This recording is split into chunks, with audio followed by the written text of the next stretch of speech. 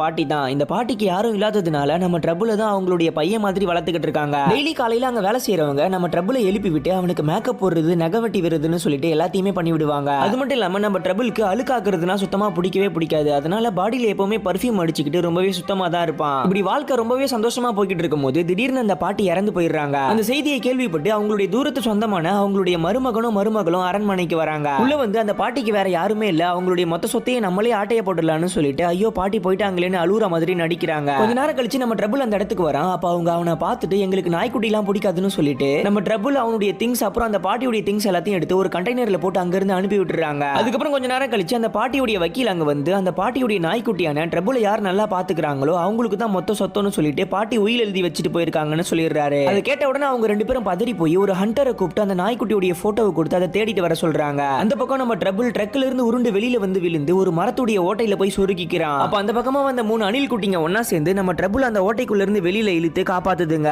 அதுக்கப்புறம்